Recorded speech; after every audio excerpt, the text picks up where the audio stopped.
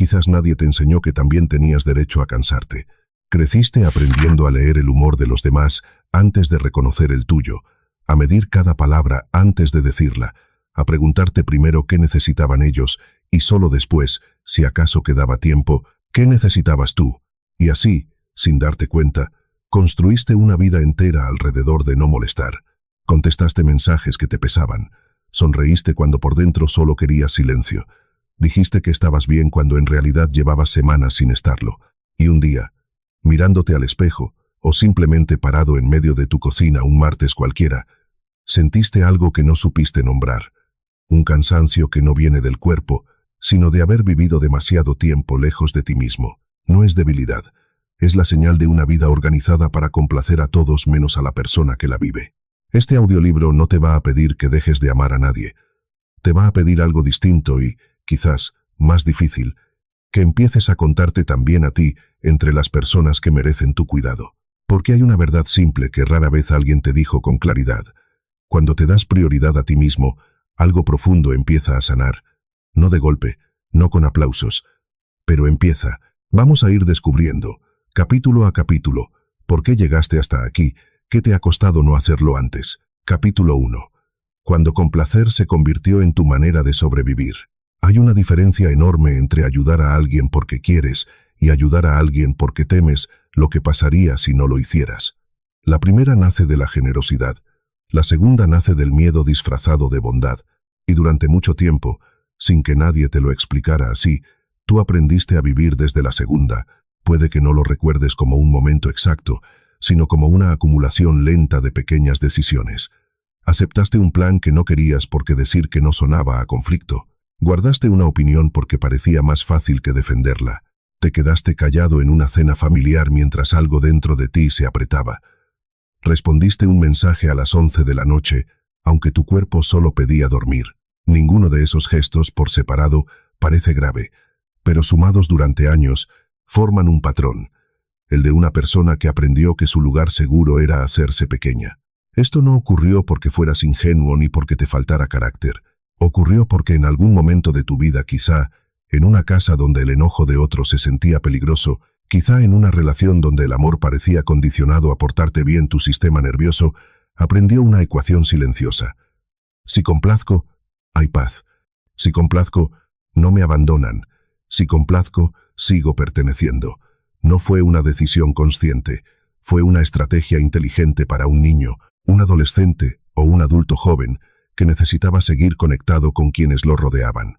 El problema es que esa estrategia, útil en su momento, se volvió permanente, y lo que una vez te protegió, ahora te está costando la posibilidad de vivir tu propia vida. Complacer dejó de ser una herramienta ocasional y se convirtió en tu identidad completa. La persona confiable, la que siempre puede, la que nunca falla, la que entiende todo, un papel agotador que aplaudieron tanto que dejaste de notar cuánto te costaba sostenerlo. Quizás hoy contestas mensajes que no quieres contestar por costumbre, no por gusto. Quizás dices que sí antes incluso de terminar de pensar si en realidad puedes. Quizás pasas más tiempo anticipando lo que otros necesitan de ti que preguntándote qué necesitas tú de tu propia vida. Y si algo de esto te resulta familiar, no es una casualidad ni un defecto de carácter. Es la huella de años viviendo hacia afuera, atento a cada gesto ajeno, desconectado del propio. Nombrar esto con honestidad no es un ejercicio de culpa. Es el primer paso real hacia otra manera de vivir, porque no puedes cambiar un patrón que no reconoces, y este patrón, el de complacer para sobrevivir emocionalmente, se ha vuelto tan familiar que probablemente ya ni siquiera lo notas como una elección. Se siente como quien eres, pero no lo es. Es lo que aprendiste a hacer para sentirte seguro, y lo que se aprendió también puede desaprenderse. Este es el punto de partida de todo lo que viene después. Entender que priorizarte no es una traición a nadie, sino la corrección de un desequilibrio que empezó mucho antes de que tú lo eligieras. Piensa, por ejemplo, en el trabajo. Quizás eres la persona a quien todos recurren cuando algo urge, la que responde correos fuera de horario, la que asume tareas de otros sin que nadie se lo pida explícitamente. Te reconocen como confiable, como alguien en quien siempre se puede confiar, y esa reputación, aunque suene halagadora, esconde una trampa. Cuanto más demuestras que puedes con todo, más te piden, y menos espacio queda para preguntarte si realmente quieres seguir cargando con eso. Este patrón también aparece en la manera en que aprendiste a ocupar un lugar dentro de tu propia familia. Quizás fuiste, sin proponértelo, quien mediaba entre las tensiones de los adultos, quien absorbía la tristeza de alguien más para que la casa se sintiera en calma, quien aprendió a leer los silencios antes de que se convirtieran en gritos. Ese papel, el de pacificador silencioso, no se elige conscientemente a los 8 o 10 años. Se adopta como una manera de mantener el entorno seguro, y como todo lo que aprendemos temprano y sin palabras, se queda instalado mucho después de que dejó de ser necesario. Incluso en la edad adulta, muchas personas siguen ajustando decisiones importantes: dónde vivir, qué estudiar, con quién estar pensando primero, en cómo reaccionarán sus padres o su familia extendida, antes de preguntarse qué es lo que ellas mismas desean construir. Esto no significa que la opinión familiar no importe, sino que, cuando se convierte en el criterio principal de cada decisión, la vida termina diseñada según expectativas ajenas más que según un proyecto propio. Otra expresión frecuente de este mismo patrón es sentir que el estado de ánimo de las personas que te rodean es, de alguna manera, tu responsabilidad. Si alguien cercano está de mal humor, sientes el impulso de intervenir, de aligerar el ambiente, de encontrar la palabra correcta para que esa persona se sienta mejor, incluso cuando su malestar no tiene nada que ver contigo. Cargar con el bienestar emocional ajeno como si fuera una tarea propia es, quizás, una de las formas más agotadoras y menos visibles de este mismo hábito de complacer. Este patrón no distingue profesión ni personalidad. Aparece igual en quien dirige un equipo y en quien apenas empieza su carrera, en quien se define como extrovertido y en quien prefiere el silencio. Lo que comparten todas estas personas no es un rasgo de carácter, sino una historia parecida. Aprendieron, en algún momento, que su valor dependía de cuánto podían ofrecer a los demás. Capítulo 2. ¿Por qué sigues repitiendo el mismo patrón? Si el costo de complacer es tan alto, ¿por qué el patrón se repite una y otra vez, incluso cuando ya eres consciente de él? La respuesta incómoda es esta: porque en algún nivel, complacer sigue funcionando. Te sigue dando algo. Evita un conflicto inmediato. Te hace sentir útil por un rato. Te asegura la aprobación de alguien cuya opinión te importa. El problema no es que el patrón no sirva para nada. El problema es que sirve a corto plazo y te cuesta caro a largo plazo, y esa diferencia de tiempo es precisamente lo que hace tan difícil romperlo. Piensa en cómo funciona normalmente. Alguien te pide algo en un momento en que tú ya estás agotado. Una parte de ti sabe que decir que sí va a costarte energía que no tienes, pero otra parte, más rápida y más antigua, ya está calculando: si digo que no, ¿se van a enojar? ¿Van a pensar que cambié? ¿Me van a dejar de buscar? Y antes de que la parte reflexiva de ti termine de procesar la situación, la parte automática ya respondió que sí. No fue debilidad. Fue un reflejo entrenado durante años para evitar el riesgo de la desaprobación. Además, hay una segunda razón, más silenciosa todavía. Muchas veces confundimos ser necesitados con ser valorados. Si siempre estás disponible, si siempre resuelves, si siempre cedes, la gente a tu alrededor se acostumbra a contar contigo, y esa dependencia, aunque no sea amor verdadero, se siente parecida a la pertenencia. Deja de estar disponible, y de pronto temes perder ese lugar, aunque ese lugar te esté vaciando por dentro. El miedo no es solo al conflicto, es al vacío de no saber quién eres, si dejas de ser la persona que siempre resuelve todo para todos. Hay también una tercera capa, la esperanza de que, si das lo suficiente, algún día te lo van a reconocer. Es una apuesta silenciosa que muchos hacemos sin decirlo en voz alta. Si soy suficientemente paciente, suficientemente comprensivo, suficientemente generoso, en algún momento la otra persona va a notar todo lo que hago y me va a dar, por fin, lo que necesito. Pero esa apuesta rara vez se paga. Y mientras esperas ese reconocimiento, sigues dando más de lo que puedes sostener, convencido de que la próxima vez sí será distinto. El patrón se repite entonces por una combinación de reflejo automático, miedo a la pérdida de pertenencia y una esperanza que nunca termina de cumplirse. No se repite porque seas incapaz de cambiar. Se repite porque nadie te enseñó a distinguir entre dar por amor y dar por miedo. Y esa distinción, una vez que empiezas a verla con claridad, es exactamente lo que permite que el ciclo, por fin, se rompa. Un ejemplo cotidiano ayuda a ver esto con más claridad. Imagina que en un grupo familiar de mensajes, alguien pregunta quién puede encargarse de organizar la próxima reunión. Aunque estés cansado, aunque tengas la semana llena, sientes una presión casi física a ofrecerte antes de que el silencio se alargue demasiado. No es que quieras organizar la reunión, es que el silencio, en ese chat, se siente como un juicio hacia ti, y para evitar esa sensación incómoda, te ofreces, aunque después te arrepientas. Algo parecido ocurre en las reuniones de trabajo. Cuando se pregunta quién puede tomar una tarea extra, muchas veces levantas la mano no porque tengas el tiempo, sino porque el silencio de los demás te genera una incomodidad que prefieres resolver ofreciéndote tú. Con el tiempo, esta dinámica te coloca, una y otra vez, en el lugar de quien resuelve, y quienes te rodean, sin mala intención necesariamente, aprenden a esperar exactamente eso de ti. Otra manifestación común de este patrón es pedir disculpas por cosas que, en realidad, no requieren disculpa alguna. Por ocupar espacio en una conversación, por tener una opinión distinta, por necesitar que te repitan algo, por llegar con una emoción incómoda a un encuentro social. Disculparse constantemente por existir de manera visible es otra forma en que el reflejo de complacer se filtra en los detalles más pequeños del día a día. Vale la pena notar también cuánta energía mental se va, incluso antes de responder, en anticipar todas las posibles reacciones negativas de decir que no. Ensayas la conversación en tu cabeza, imaginas distintos escenarios de enojo o decepción, preparas argumentos de defensa para una negativa que todavía ni siquiera has pronunciado.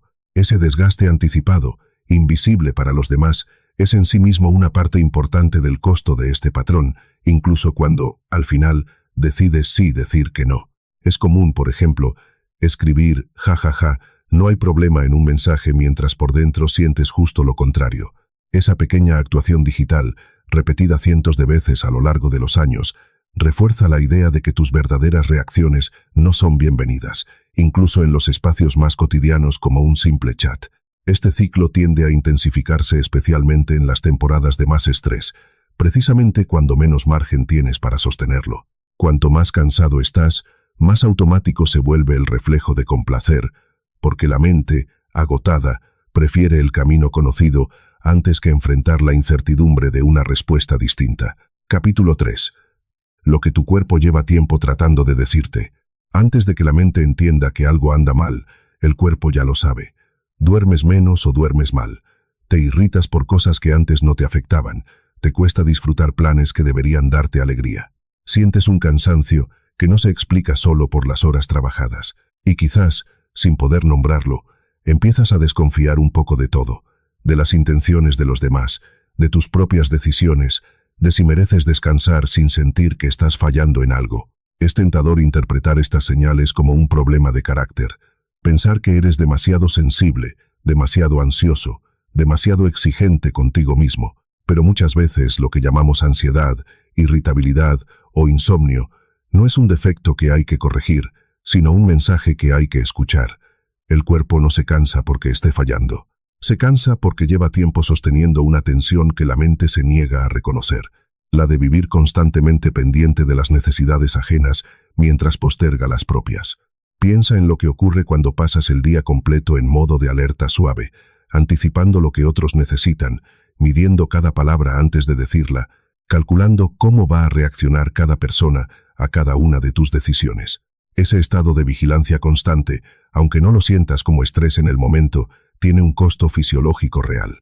El cuerpo no distingue entre el peligro de una amenaza física y el peligro percibido de una desaprobación social. Reacciona con la misma alerta, y cuando esa alerta se mantiene activa año tras año, el resultado es agotamiento, irritabilidad, dificultad para relajarte incluso cuando finalmente tienes tiempo libre. Hay una pista sencilla para reconocer esto. Pregúntate si, cuando por fin tienes un momento de descanso, realmente logras descansar, o si tu mente sigue repasando conversaciones, revisando si dijiste algo incorrecto, anticipando lo que vas a tener que resolver mañana. Si el descanso nunca se siente completo, no es porque no sepas relajarte, es porque tu sistema nunca terminó de bajar la guardia. Escuchar al cuerpo no significa convertir cada malestar en una alarma dramática. Significa dejar de descartarlo automáticamente como debilidad.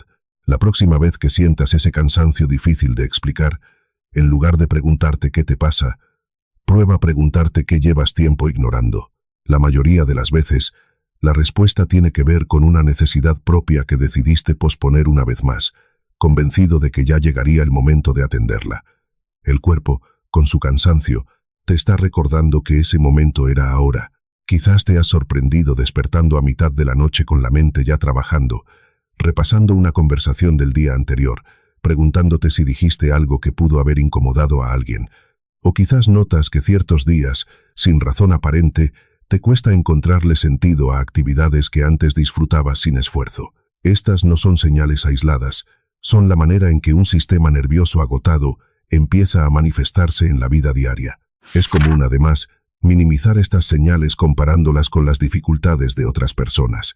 Piensas que no tienes derecho a sentirte cansado porque hay quienes enfrentan problemas más grandes, y esa comparación te lleva a ignorar tu propio malestar en lugar de atenderlo. Pero el cansancio no funciona por comparación.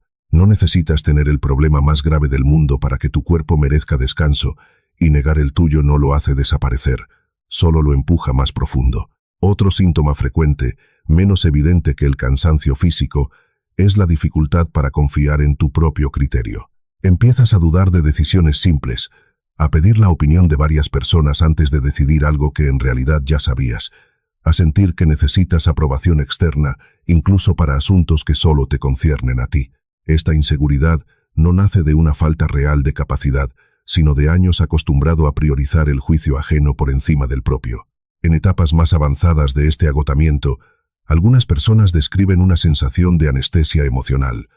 No sienten tristeza intensa, pero tampoco alegría genuina. Todo se experimenta con una especie de sordina, como si las emociones llegaran amortiguadas. Esta desconexión no es indiferencia hacia la vida. Es la manera en que la mente se protege cuando lleva demasiado tiempo procesando más de lo que puede sostener sin descanso. No es extraño que, en este punto, algunas personas terminen visitando distintos especialistas médicos buscando una explicación física para un cansancio que, en el fondo, tiene también una raíz emocional. Esto no significa que el malestar no sea real ni que deba ignorarse el cuerpo. Significa que, muchas veces, la salud física y el desgaste emocional caminan juntos, y atender solo uno de los dos deja la historia incompleta. Capítulo 4. La diferencia entre amar y desaparecer.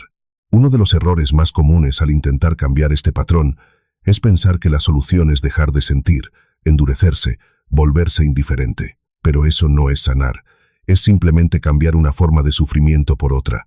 La verdadera transformación no consiste en dejar de amar a las personas que te importan, sino en aprender a distinguir entre el amor real y las formas en que, sin darte cuenta, has estado desapareciendo para sostenerlo. Amar a alguien no significa estar disponible en cualquier momento sin importar tu propio estado. Significa elegir estar presente desde un lugar sostenible, no desde el agotamiento. Ser paciente no significa tragarte cada incomodidad para evitar un conflicto. Significa poder tolerar la incertidumbre sin traicionar lo que sientes. Y tener paz no significa guardar silencio por miedo a la reacción del otro. Significa poder decir lo que piensas sin que eso se convierta en guerra. La diferencia entre estas dos versiones, el amor real y la desaparición disfrazada de amor, no siempre es fácil de ver desde adentro, porque ambas pueden parecerse mucho al principio. Ambas implican ceder, escuchar, acompañar, pero hay una pregunta que ayuda a distinguirlas. Después de dar, ¿te sientes en paz contigo mismo o te sientes un poco más vacío? El amor real, aunque exija esfuerzo, no te deja sintiéndote menos persona. La desaparición disfrazada de amor sí, aunque en el momento parezca la opción más generosa. Otra manera de notar la diferencia es observar qué pasa cuando pones un límite. Si la relación es de amor real, un límite razonable puede generar una conversación incómoda, pero no destruye el vínculo. Si la relación depende de tu desaparición constante, un límite se siente como una amenaza para la otra persona, porque literalmente altera las reglas bajo las que esa relación funcionaba. Esto no significa que toda incomodidad ajena sea señal de que la relación era falsa. Significa que vale la pena observar si lo que se rompe, al poner un límite, era realmente amor o era simplemente una costumbre que dependía de tu silencio. Empezar a hacer esta distinción cambia todo. Ya no se trata de amar menos, sino de amar sin desaparecer en el proceso. Se trata de estar presente sin vaciarte, de acompañar sin perderte, de dar sin que eso implique renunciar a ti. Esta es la primera gran corrección de perspectiva. Priorizarte no es el opuesto del amor. Es la condición para que el amor que das no termine costándote la vida que querías vivir. Piensa en una relación de pareja donde uno de los dos evita cualquier tema incómodo por miedo a que el otro se enoje. Puede parecer, desde afuera, una relación tranquila, sin conflictos aparentes, pero si esa calma existe porque una persona calla sistemáticamente lo que siente, no es armonía. Es una tregua sostenida por el silencio de uno solo. El amor real permite la fricción ocasional, porque confía en que el vínculo puede sostener la verdad sin romperse. Lo mismo ocurre en la amistad. Puedes tener una amiga o un amigo con quien aparentemente nunca discutes, pero si esa ausencia de conflicto existe porque tú evitas decir cuando algo te molesta, no estás protegiendo la amistad. Estás postergando una tensión que, tarde o temprano, encontrará otra manera de salir, quizás como distancia silenciosa, quizás como un resentimiento acumulado que un día explota por un motivo que parece desproporcionado, pero que en realidad lleva años gestándose. Esta misma distinción aplica al trabajo. Ofrecerte a ayudar a un compañero porque genuinamente quieres y puedes es generosidad. Ofrecerte porque temes que decir que no afecte cómo te perciben tus superiores es miedo disfrazado de compromiso. Ambas acciones pueden verse idénticas desde afuera, pero solo una de ellas te deja con energía disponible al final del día. Una pregunta que ayuda a distinguir el amor real del miedo disfrazado es esta. Si la persona que dices amar realmente quisiera lo mejor para ti, ¿te pediría que te agotaras de esta manera para sostener el vínculo? Casi siempre, cuando te detienes a responder con honestidad, la respuesta revela con claridad si lo que sostienes es una relación de cuidado mutuo o una dinámica donde tu bienestar quedó, en algún momento, fuera de la ecuación. Aprender esta distinción también cambia el tipo de relaciones que empiezas a elegir hacia adelante. Cuando reconoces con claridad la diferencia entre el amor que exige tu desaparición y el amor que te permite existir con límites, se vuelve más difícil tolerar vínculos donde, una vez más, tu bienestar queda relegado a un segundo plano. Una relación sana también se reconoce en cómo se resuelve el desacuerdo, no en la ausencia total de él. Si después de expresar una opinión distinta la otra persona sigue tratándote con el mismo respeto, sin castigos silenciosos ni distanciamientos como forma de disciplina, es una señal clara de que el vínculo puede sostener tu verdad sin que eso signifique perderlo. Capítulo 5. El precio invisible de seguir igual. Nadie decide un día conscientemente arruinar su propia vida por complacer a los demás. Es un proceso lento, casi imperceptible, hecho de pequeñas renuncias que por separado parecen insignificantes, pero sumadas durante años, tienen un costo real, aunque ese costo rara vez se vea desde afuera. El primer costo es el más obvio y el más difícil de admitir. Te vas perdiendo a ti mismo. No de golpe, sino gesto a gesto. Cada vez que silencias una opinión para evitar un conflicto, cada vez que aceptas un plan que no querías, cada vez que minimizas algo que te dolió para no parecer exagerado, una parte tuya se aleja un poco más de tu propia vida. Con el tiempo, puede que ni siquiera sepas con certeza qué te gusta de verdad, qué necesitas, qué quieres, porque llevas tanto tiempo respondiendo a lo que otros esperan que dejaste de practicar la pregunta contraria. El segundo costo es relacional, y es quizás el más irónico de todos. Las relaciones que sostienes a base de complacer terminan siendo, paradójicamente, menos íntimas, porque lo que la otra persona conoce de ti no es quién eres realmente, sino la versión que construiste para que todo estuviera en calma. Nadie puede amarte por completo si nunca conoce tus verdaderos límites, tus verdaderas opiniones, tu verdadero cansancio. Terminas rodeado de gente pero profundamente solo, sí, porque la conexión que existe se sostiene sobre una versión editada de ti. El tercer costo es acumulativo y silencioso, el resentimiento. No el resentimiento explosivo y evidente, sino uno más sutil, que se filtra en pequeños comentarios, en un cansancio que no logras explicar, en la sensación de estar dando siempre sin recibir lo mismo a cambio. Este resentimiento no nace porque seas una persona rencorosa.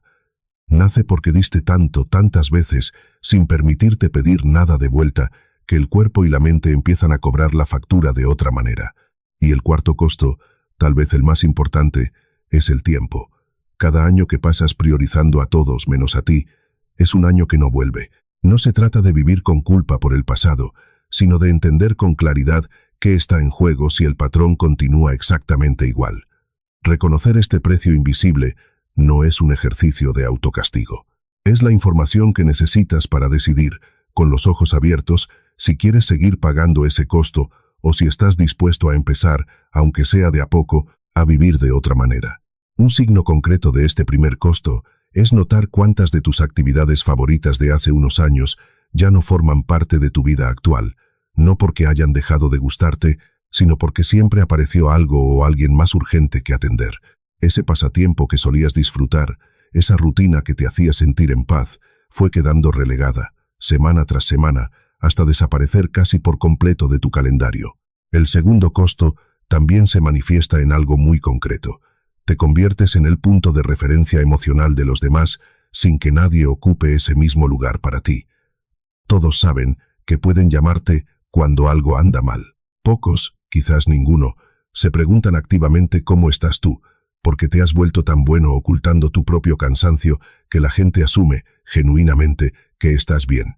Esa invisibilidad, aunque parezca protección, termina siendo una forma silenciosa de aislamiento. Con el tiempo, este desgaste puede empezar a manifestarse también en la salud física, dolores de cabeza recurrentes, tensión muscular crónica, problemas digestivos sin causa clara.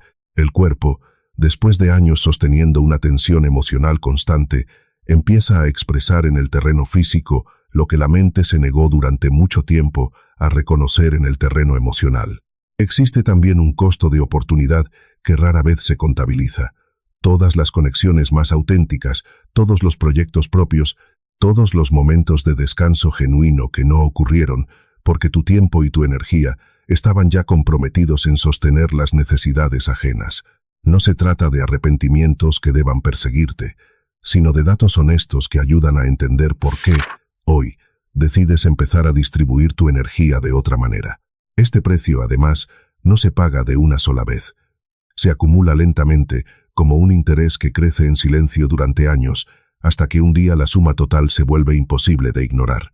Por eso muchas personas describen el punto de quiebre no como un evento dramático, sino como una acumulación silenciosa que finalmente encontró su límite. El costo también se refleja en cómo hablas de ti mismo frente a otros, minimizando tus logros, restándole importancia a tu cansancio con bromas casuales, evitando ocupar espacio en una conversación incluso cuando tienes algo valioso que aportar. Este hábito de reducirte no nace de la modestia genuina, sino de años entrenando la costumbre de no parecer una carga para nadie. Capítulo 6. ¿Cómo reconocer el momento exacto en que te abandonas? La mayoría de las veces no nos abandonamos en una gran decisión, sino en pequeños instantes cotidianos que pasan casi desapercibidos. Aprender a identificar esos instantes, en tiempo real, es una de las herramientas más útiles para empezar a cambiar el patrón, porque no puedes corregir lo que no logras ver mientras ocurre.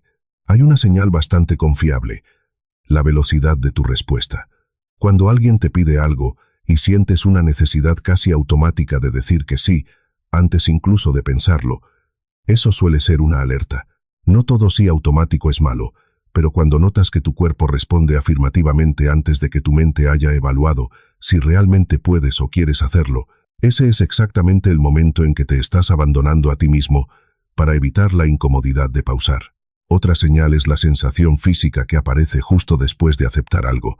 Un pequeño apretón en el pecho, un suspiro de resignación, una tensión en los hombros. El cuerpo suele avisar antes que la mente lo racionalice. Si prestas atención, notarás que en muchos casos, apenas dices que sí a algo que no querías, tu cuerpo reacciona con una especie de contracción silenciosa. Esa reacción es información valiosa. Te está diciendo que acabas de priorizar la comodidad ajena por encima de tu propio bienestar. Una pregunta útil para hacerte en esos momentos, antes de responder, es simple. ¿Estoy diciendo esto porque realmente quiero, o porque temo lo que pasaría si dijera lo contrario? No siempre vas a tener tiempo de detenerte a pensarlo con calma, pero practicar esta pregunta, aunque sea después de los hechos, entrena a la mente para empezar a notarlo antes. La próxima vez. Un primer paso concreto, pequeño pero poderoso, es aprender a ganar tiempo antes de responder. En lugar de decir que sí de inmediato, puedes decir: déjame pensarlo y te confirmo. Esa simple frase interrumpe el reflejo automático y te devuelve, aunque sea por unos minutos, la posibilidad de elegir desde la claridad y no desde el miedo. No necesitas cambiar toda tu vida de golpe. Necesitas empezar a notar, uno por uno, los pequeños momentos donde sueles desaparecer y practicar, aunque sea con tono peza al principio, la posibilidad de responder distinto. Otra herramienta útil es aprender a notar la diferencia entre una urgencia real y una urgencia inventada por la ansiedad de complacer. Pregúntate, si no respondo en este segundo exacto, ¿qué es lo peor que realmente podría pasar? La mayoría de las veces, la respuesta honesta es que nada grave ocurriría si esperas unos minutos, unas horas, incluso un día entero. La sensación de urgencia casi nunca viene de la situación en sí, sino del miedo entrenado a decepcionar. También ayuda a tener una frase preparada de antemano para esos momentos, algo que puedas decir casi sin pensar cuando el reflejo de complacer se active. Necesito revisar mi semana antes de confirmarte, o dame un momento para pensarlo con calma. Tener la frase lista, ensayada incluso mentalmente antes de que la situación ocurra, reduce la posibilidad de que el reflejo automático tome el control antes de que puedas elegir con claridad. Presta atención también a tu tono de voz y tu postura en el momento de responder. Cuando estás a punto de aceptar algo que no quieres, suele aparecer un tono ligeramente más agudo, una sonrisa un poco forzada, los hombros que se encogen levemente hacia adelante. El cuerpo comunica antes que las palabras, y aprender a notar estas señales físicas sutiles te da una ventaja: la posibilidad de pausar antes de que la respuesta automática salga de tu boca. Llevar un registro breve, aunque sea mental, de los momentos en que notas este patrón activarse, ayuda a hacerlo cada vez más visible. No necesitas un diario elaborado. Basta con notar, al final del día, una o dos situaciones donde sentiste ese impulso automático de complacer y preguntarte qué hubiera pasado si hubieras hecho una pausa antes de responder. Esta práctica simple entrena a la mente a anticipar el patrón la próxima vez, en lugar de reconocerlo únicamente después de que ya ocurrió. Es más fácil practicar esta pausa primero en situaciones de bajo riesgo, con desconocidos o conocidos lejanos, antes de intentarlo con las personas más cercanas a ti. Decir que necesitas pensarlo ante un vendedor o un conocido casual entrena el mismo músculo con menos carga emocional y te prepara para hacerlo, después, en los vínculos donde de verdad importa. Antes de responder en una situación que activa este reflejo, una respiración lenta y profunda puede ayudar a interrumpir la urgencia automática. No se trata de una técnica mágica, sino de un recurso simple. Ese segundo de pausa física le da a la mente el tiempo que necesita para elegir con más claridad, en lugar de reaccionar exclusivamente desde el hábito.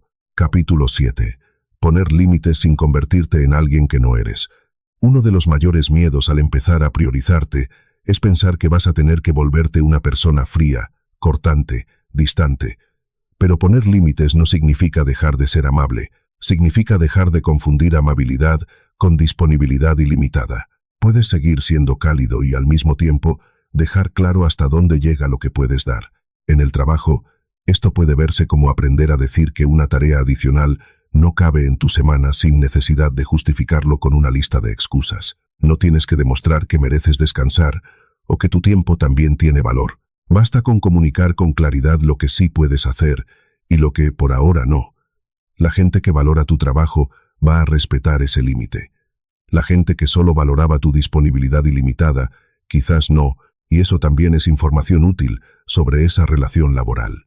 En la familia, poner límites suele sentirse más difícil, porque el vínculo parece exigir una disponibilidad automática, pero puedes amar profundamente a tu familia y al mismo tiempo decidir que no vas a participar en cada conflicto ajeno, que no vas a resolver cada problema que no te corresponde, que puedes decir que no a una reunión sin que eso signifique abandono. El amor familiar sano no depende de tu disponibilidad total, depende de la calidad del vínculo, no de su cantidad.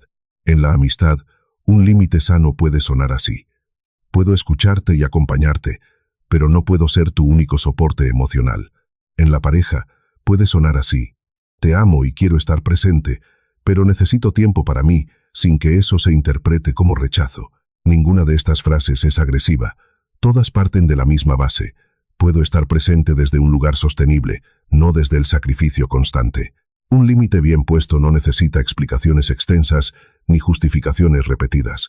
Cuanto más intentas convencer al otro de que tu límite es válido, más parece que estás pidiendo permiso para algo que, en realidad, ya es tuyo por derecho. Tu tiempo, tu energía, tu descanso. Aprender a decir una frase clara, breve y firme, sin disculparte innecesariamente después, es una de las formas más concretas de empezar a practicar esto en la vida real, no solo en la teoría. Imagina una situación concreta. Un familiar te pide que asistas a un evento en una fecha que ya tenías reservada para descansar. Puedes responder con honestidad y calidez a la vez. Me encantaría acompañarte, pero ya tenía ese día apartado para mí. ¿Podemos encontrar otra fecha? Esta respuesta no rompe el vínculo. Simplemente comunica, sin drama, que tu tiempo también tiene compromisos, aunque esos compromisos sean contigo mismo. En el ámbito laboral, un límite similar podría sonar así frente a tu jefe o tu equipo. Puedo encargarme de esta tarea, pero necesitaría mover la fecha de entrega de la otra o priorizar juntos cuál es más urgente. Esta forma de comunicar no es una negativa cerrada, sino una propuesta clara de cómo distribuir lo que realmente es posible sostener. Poner límites en el trabajo no te hace menos comprometido. Te hace alguien que gestiona su energía con responsabilidad, lo cual, a largo plazo, resulta más sostenible para todos. Es importante recordar, además, que los límites no son estáticos. Pueden ajustarse con el tiempo según cambien tus circunstancias, tu energía o la naturaleza de cada relación. Un límite que estableces hoy no te compromete para siempre. Puedes revisarlo, flexibilizarlo o hacerlo más firme según lo que la vida te vaya mostrando. Lo importante no es encontrar el límite perfecto desde el inicio, sino mantener la costumbre de revisarlos con honestidad. Los límites no solo se ponen frente a los demás, también se ponen frente a la propia exigencia interna. Decirte a ti mismo que ya trabajaste suficiente por hoy, que no necesitas revisar el correo una vez más, que puedes dejar una tarea a medias hasta mañana, es una forma de límite tan válida como cualquier otra. Muchas veces, la persona de la que más necesitas protegerte no es alguien externo, sino la voz interna que nunca considera que hiciste lo suficiente. Un límite también puede comunicarse a través de la acción y no solo de las palabras. Simplemente no respondiendo de inmediato, dejando pasar una notificación hasta el momento en que realmente tengas espacio, sin necesidad de anunciarlo previamente. No todo límite requiere una conversación explícita. Muchos se sostienen, con el tiempo, a través de la consistencia silenciosa de tus propias acciones. Capítulo 8. La culpa que aparece cuando empiezas a cambiar. Es casi inevitable. En cuanto empiezas a priorizarte, aparece la culpa. Y esa culpa puede sentirse tan fuerte que muchas personas retroceden, convencidas de que si sienten culpa es porque están haciendo algo mal. Pero la culpa, en este contexto, no siempre es una señal de error. Muchas veces es simplemente la reacción de un patrón antiguo que está perdiendo terreno. Piensa en la culpa como el eco de una identidad que empieza a quedar atrás. La identidad de la persona siempre disponible, siempre complaciente, siempre dispuesta a ceder con tal de mantener la paz. Esa identidad se construyó durante años y, como cualquier hábito profundamente arraigado, no desaparece sin resistencia. Cuando dices que no por primera vez, cuando priorizas tu descanso en lugar de resolver el problema de otro, esa vieja identidad protesta, y esa protesta se siente como culpa. También es importante anticipar algo incómodo. Es probable que algunas personas reaccionen mal cuando empieces a cambiar. Quien se beneficiaba de tu disponibilidad constante puede sentirse desconcertado, incluso molesto, cuando dejas de responder de inmediato o cuando empiezas a decir que no. Esto no es una prueba de que estés equivocado, es simplemente evidencia de que ese vínculo dependía, en parte, de tu falta de límites. Una reacción incómoda del otro no siempre significa que hiciste algo mal. A veces solo significa que las reglas no escritas de esa relación acaban de cambiar. Hay una manera de sostenerte en medio de esta incomodidad sin necesidad de dureza. Recordarte que la culpa, en este contexto específico, no es un tribunal justo. Es una alarma antigua, entrenada para avisarte de un peligro que ya no existe de la misma manera. Puedes sentir la culpa, reconocerla, incluso dejarla pasar por tu cuerpo sin actuar en automático para calmarla cediendo otra vez. Con el tiempo, y con la práctica repetida de sostener pequeños límites, esa alarma empieza a sonar cada vez más baja, no porque hayas dejado de sentir empatía, sino porque tu sistema aprende, poco a poco, que priorizarte no te deja solo ni te vuelve una mala persona. Es probable que, al poner tus primeros límites, alguien te diga, directa o indirectamente, que has cambiado, que ya no eres el mismo de antes, que te has vuelto distante. Esta reacción, aunque incómoda, no es necesariamente una prueba de que hiciste algo mal. Es, muchas veces, la reacción natural de alguien que se acostumbró a un tipo específico de disponibilidad de tu parte y ahora debe ajustarse a una versión distinta de la relación. Frente a esto, es útil practicar la compasión hacia la persona que fuiste. No necesitas avergonzarte de haber complacido tanto durante tanto tiempo. Esa versión de ti hizo lo que sabía hacer con las herramientas emocionales que tenía entonces. No sabías todavía que existía otra manera de sostener el amor sin desaparecer. Ahora sí lo sabes, y eso no invalida lo vivido antes. Simplemente marca el inicio de una nueva manera de relacionarte contigo mismo. Una manera práctica de distinguir la culpa antigua de una culpa genuina es preguntarte si realmente le hiciste daño a alguien o si simplemente dejaste de darle algo que antes dabas por costumbre. Si nadie resultó perjudicado, sino que alguien tuvo que ajustar una expectativa, lo que sientes por un par de elementos no es culpa por haber actuado mal, sino la incomodidad natural de un cambio que, aunque saludable, requiere tiempo para sentirse familiar. No existe un tiempo exacto en que la culpa deje de aparecer por completo. Para algunas personas se suaviza en semanas, para otras toma meses de práctica constante. Lo importante no es eliminar la culpa de inmediato, sino aprender a actuar con claridad aunque la culpa todavía esté presente. Con cada límite sostenido, la intensidad de esa culpa tiende a disminuir un poco más, hasta que deja de ser un obstáculo y se convierte, apenas, en un eco cada vez más distante. Vale la pena distinguir también esta culpa de la que surge cuando realmente lastimas a alguien de forma injusta. Esa culpa merece atención y, si corresponde, una reparación genuina. Pero la culpa que aparece simplemente por cuidarte, por descansar, por decir que no a algo razonable, pertenece a una categoría completamente distinta, y tratarlas por igual solo prolonga un sufrimiento innecesario. Si alguien te llama egoísta por poner un límite razonable, no necesitas convencerlo de lo contrario en el momento. Puedes simplemente sostener tu decisión con calma, sin entrar en una discusión que busca hacerte retroceder. Con el tiempo, las personas que de verdad te quieren bien terminan ajustándose a esta nueva versión tuya. Las que no, revelan, con esa misma reacción, cuál era en realidad la base de esa relación. Capítulo 9. Aprender a elegirte sin pedir permiso. Durante mucho tiempo, es posible que hayas buscado, sin decirlo abiertamente, algún tipo de autorización externa para descansar, para decir que no, para poner un límite. Esperabas que alguien te dijera que merecías parar, que tu cansancio era válido, que tenías derecho a cuidarte. Pero esa autorización rara vez llega de afuera con la claridad que necesitas, y esperarla indefinidamente solo prolonga el mismo patrón. Elegirte sin pedir permiso no significa actuar sin considerar a los demás. Significa dejar de necesitar su aprobación como condición para permitirte descansar o decir que no. Puedes avisar, comunicar, explicar con respeto, pero la decisión de cuidarte no debería depender de que otra persona te dé luz verde primero. Esa es una de las diferencias más importantes entre vivir reaccionando a las expectativas ajenas y empezar a vivir desde tu propio criterio. Una práctica concreta para entrenar esto es empezar por decisiones pequeñas, de bajo riesgo. Elegir no revisar el teléfono apenas te despiertas, decidir descansar una tarde sin sentir que debes justificar ese descanso ante nadie. Elegir no participar en una conversación que sabes que te va a dejar agotado. Ninguna de estas decisiones necesita ser anunciada ni defendida. Simplemente se toman, en silencio, como un ejercicio de autonomía interna. Con el tiempo, este tipo de decisiones pequeñas construyen algo más grande, la confianza de que puedes sostener tu propia vida sin necesitar validación constante de los demás. Y esa confianza es, en realidad, el corazón de todo este proceso. No se trata de dejar de importarle a la gente ni de aislarte. Se trata de dejar de necesitar el permiso ajeno para hacer lo que tu propio bienestar requiere. Hay una frase útil para sostener este cambio en los momentos difíciles. No necesito que estés de acuerdo para cuidarme.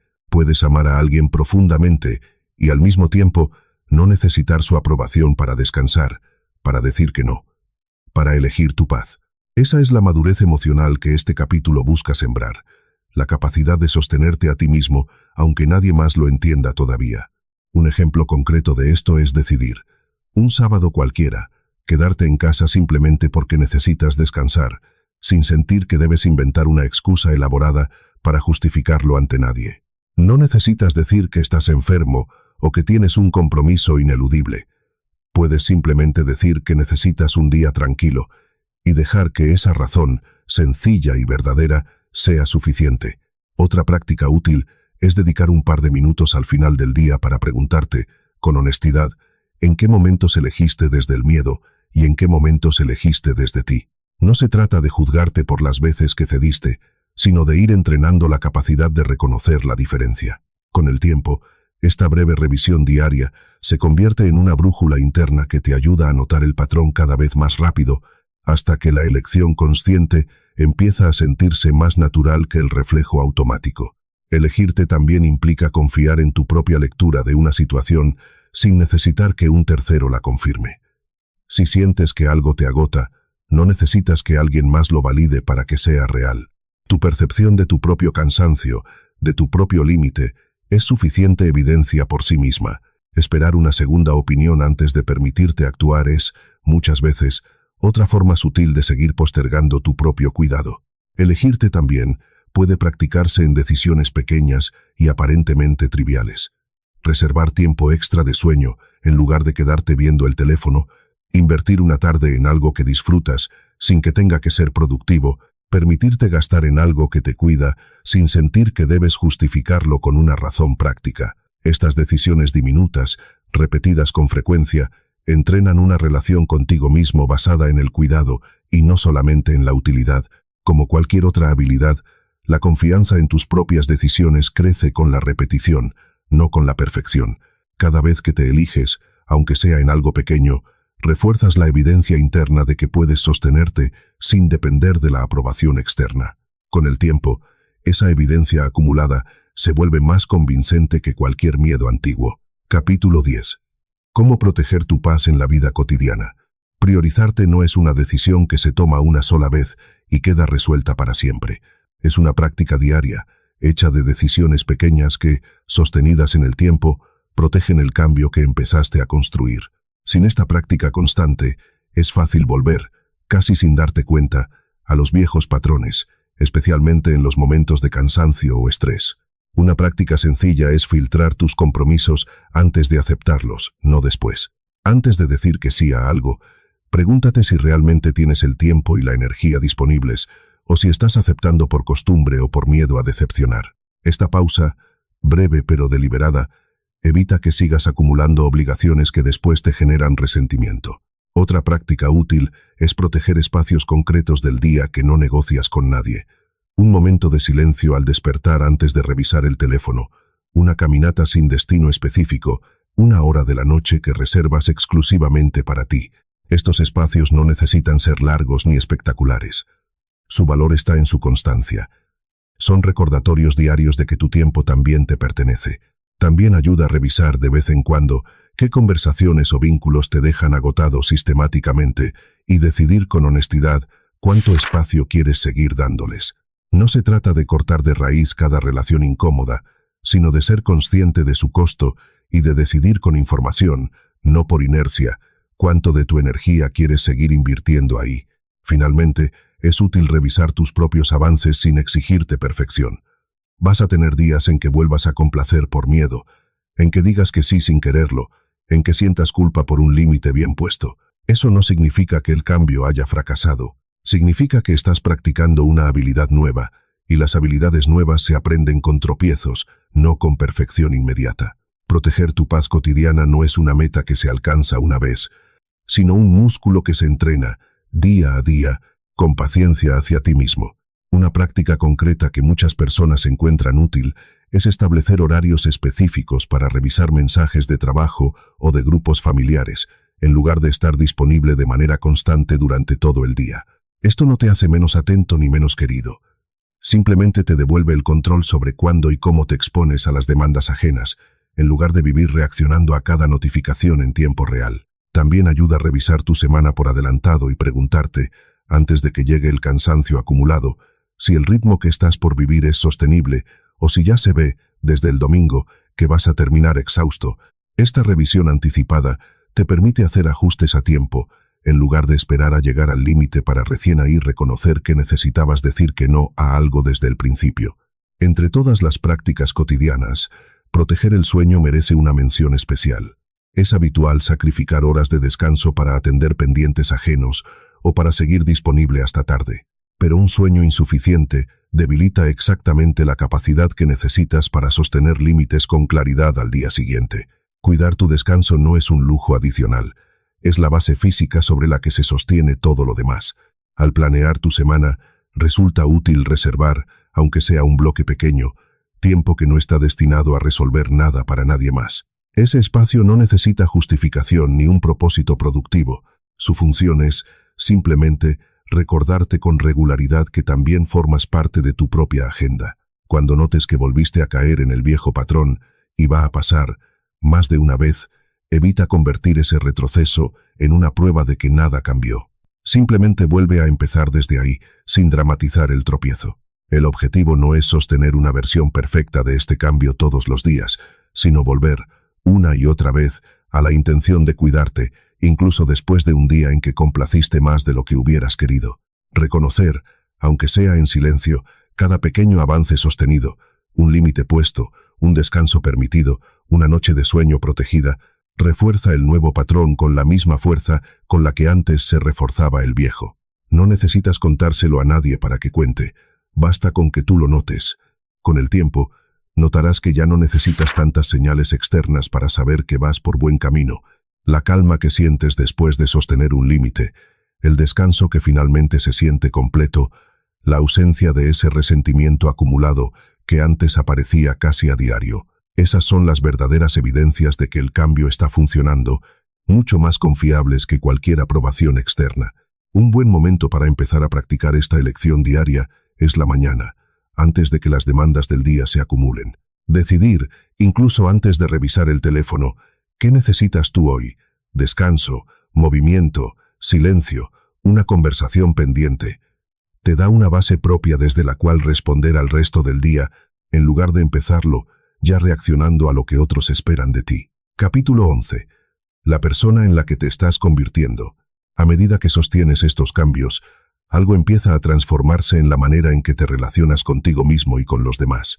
Ya no amas desde la necesidad de ser elegido, sino desde la presencia real. Ya no das para asegurar que no te abandonen, sino porque genuinamente quieres hacerlo, y puedes distinguir esa diferencia con claridad. Esta nueva versión de ti no es una persona indiferente ni desconectada de los demás. Es, paradójicamente, alguien capaz de amar con más profundidad, porque ya no ama desde el agotamiento ni desde el resentimiento acumulado. Puedes estar presente para alguien sin sentir que te estás perdiendo en el proceso. Puedes escuchar sin cargar como propio cada problema ajeno. Puedes acompañar sin necesitar rescatar a nadie de sus propias decisiones. También cambia tu relación con el rechazo. Antes, cualquier señal de desaprobación se sentía como una amenaza a tu valor. Ahora, empiezas a entender que no todas las personas van a estar de acuerdo con tus decisiones, y eso no significa que hayas hecho algo mal.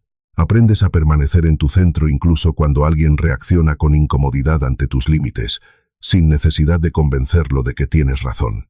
Esta transformación también se nota en cómo enfrentas el silencio y la soledad. Antes, quizás, evitabas estar solo, porque la soledad se sentía como abandono. Ahora empiezas a experimentarla de otra manera, como un espacio donde puedes escucharte sin las voces externas dictando lo que deberías sentir o hacer. No toda soledad es tristeza. A veces es simplemente el espacio necesario para reconectar contigo antes de volver a relacionarte con los demás desde un lugar más entero. Convertirte en esta persona no significa que dejes de tener días difíciles, ni que la vieja costumbre de complacer desaparezca del todo de un momento a otro. Significa que ahora tienes una referencia distinta, una manera de notar cuándo te estás alejando de ti mismo y de corregir el rumbo con más rapidez que antes. La persona en la que te estás convirtiendo no es alguien perfecto, es alguien que ya no necesita desaparecer para sentirse en paz. Esta transformación se nota, por ejemplo, en cómo respondes ahora cuando alguien cercano atraviesa una crisis. Antes, quizás, absorbías su malestar como si fuera tuyo, perdiendo el sueño por problemas que no te correspondía resolver. Ahora puedes escuchar con la misma atención y el mismo cariño, pero sin cargar la situación como si dependiera de ti solucionarla. Puedes acompañar sin fusionarte con el dolor ajeno, lo cual, paradójicamente, te permite ofrecer un apoyo más estable y más real. Notarás también una forma nueva de orgullo silencioso, la satisfacción de haber sostenido un límite pequeño, de haber descansado sin culpa, de haber dicho una verdad incómoda con respeto. Nadie más necesita aplaudir estos momentos para que cuenten. Empiezas a reconocer tu propio valor no por lo que los demás dicen de ti, sino por la coherencia entre lo que sientes y lo que haces, día tras día. Incluso tu definición personal de éxito empieza a transformarse. Antes, quizás, medías un buen día por cuánto lograste resolver para los demás. Ahora empiezas a medirlo también por si lograste sostener tu propio equilibrio en el proceso. Ese cambio de criterio, sutil pero profundo, refleja hasta qué punto te has vuelto una referencia legítima dentro de tu propia vida, y no solo un recurso disponible para la vida de los demás. Es posible, incluso, sentir una especie de gratitud hacia la versión de ti que soportó tanto durante tanto tiempo. Esa persona no fue ingenua ni débil. Fue quien sostuvo lo que pudo con las herramientas que tenía, hasta que pudo aprender otra manera de vivir. Reconocer ese esfuerzo pasado, en lugar de descartarlo con vergüenza, es también parte de integrarlo en la persona más entera que eres ahora. Esta nueva versión tuya también responde de manera distinta ante el rechazo o la desaprobación ocasional. En lugar de interpretarlas automáticamente como prueba de que hiciste algo mal, empiezas a sostener la posibilidad de que, simplemente, no todas las personas van a estar de acuerdo contigo siempre y que eso no reduce en nada tu valor. Con el tiempo, incluso las personas que al principio reaccionaron con extrañeza ante tus nuevos límites suelen adaptarse, porque descubren que la versión más descansada y más honesta de ti termina siendo, también, una compañía más sostenible para ellas. Rara vez el cambio destruye los vínculos que valen la pena. Casi siempre, con paciencia, los vuelve más reales. Capítulo 12. Una sanación que no necesita ruido. Nadie va a aplaudir el día en que decidas dormir en lugar de responder un mensaje que puede esperar. Nadie va a felicitarte por haber dicho que no a un plan que no querías, o por haberte quedado en silencio en lugar de justificar algo que no necesitaba justificación. Esta sanación de la que hemos hablado a lo largo de este recorrido no es espectacular. No ocurre de golpe ni se nota desde afuera. Ocurre en lo pequeño, en lo cotidiano, en decisiones que casi nadie más va a notar excepto tú. Tal vez se vea simplemente como quedarte un rato más en la cama un domingo, sin culpa, escuchando cómo la casa despierta despacio. Tal vez se vea como preparar tu café con calma, en lugar de tomarlo de pie, mientras revisas mensajes que podrían esperar. Tal vez se vea como cerrar una conversación que te agota con una frase breve y honesta, en lugar de prolongarla por miedo a incomodar. Ninguna de estas escenas sale en una película. Ninguna sería suficiente para contarle a alguien como una gran hazaña. Pero cada una, repetida con constancia, construye la vida distinta que llevas capítulos enteros aprendiendo a habitar. Y hay algo más que vale la pena mencionar antes de cerrar este recorrido. La manera en que empiezas a priorizarte también se convierte, sin buscarlo, en un ejemplo para quienes te observan de cerca, especialmente si hay niños o personas más jóvenes en tu entorno. Ellos aprenden, mucho más de lo que imaginamos, observando cómo los adultos a su alrededor tratan su propio cansancio, su propio tiempo, sus propios límites. Al cuidarte, sin proponértelo, les enseñas que cuidarse también es posible. Y sin embargo, esas decisiones pequeñas son las que, sumadas con el tiempo, cambian por completo la forma en que habitas tu propia vida. Ya no vives esperando el permiso de alguien más para descansar. Ya no confundes el sacrificio constante con una prueba de amor. Ya no permites que la culpa antigua decida por ti cada vez que necesitas cuidarte. Y aunque el mundo alrededor siga igual, tú ya no ocupas el mismo lugar dentro de él. Ahora te incluyes en la lista de personas que merecen tu atención y tu cuidado. Esta manera de vivir, más liviana y más honesta, no siempre se sintió cómoda al principio. Hubo culpa, hubo miedo a decepcionar, hubo momentos de duda sobre si estabas actuando bien o simplemente siendo egoísta. Pero con el tiempo aprendiste, o estás aprendiendo ahora mismo, que priorizarte no es lo opuesto a amar a los demás. Es la condición necesaria para amarlos sin perderte en el intento. Quedará, seguramente, algo de la vieja costumbre de complacer. No desaparece por completo de un día para otro, pero ahora tienes una brújula distinta. Sabes reconocer el instante exacto en que empiezas a abandonarte y sabes que tienes la posibilidad, cada vez, de elegir distinto. Eso, más que una meta final, Es una práctica que te acompañará el resto de tu vida. Todo lo que has recorrido en estas páginas apunta a una sola idea central, simple de decir pero profunda de vivir. Cuando te das prioridad a ti mismo, no le quitas nada a nadie. Empiezas, por fin, a darte a ti lo que llevabas años dando a todos los demás. Piensa, por un momento, en qué área específica de tu vida sientes que más te has abandonado últimamente. Quizás en el trabajo, quizás en una relación familiar, quizás en la manera en que tratas a tu propio cuerpo. No necesitas resolver las tres a la vez. Elige una, la que sientas más urgente, y permite que el primer paso pequeño ocurra ahí. El resto, con el tiempo y con práctica constante, va a empezar a acomodarse también. Esta manera de vivir no elimina los desafíos cotidianos, ni te vuelve inmune a los momentos difíciles. Vas a seguir enfrentando decisiones incómodas, personas que no entienden tus límites, días en que la vieja costumbre de complacer intente regresar con fuerza. La diferencia no está en la ausencia de dificultad, sino en la posición desde la que la enfrentas. Ya no desde el miedo a desaparecer, sino desde la certeza tranquila de que tu bienestar también forma parte de la ecuación. Si hoy sientes que has vivido demasiado tiempo lejos de ti, no necesitas resolverlo todo hoy. No necesitas una gran transformación de una sola vez. Necesitas simplemente empezar. Elegir hoy un solo momento en que, en lugar de complacer por costumbre, te preguntes con honestidad qué necesitas tú. Descansar sin justificarte. Decir que no a algo pequeño. Guardar silencio ante una expectativa ajena que ya no quieres seguir cumpliendo. No hace falta que nadie más entienda este cambio para que sea válido. No hace falta que todos estén de acuerdo para que sea correcto. Lo único que hace falta es que tú dejes de esperar afuera lo que solo tú puedes darte. El permiso de ocupar, por fin, el centro de tu propia vida. Porque esa es la verdad que sostiene todo este recorrido. Cuando te das prioridad a ti mismo, no te alejas de los demás. Te acercas, por fin, a ti, y desde ahí, toda tu manera de amar, de descansar, de relacionarte, de habitar tus propios días empieza, silenciosamente, a sanar.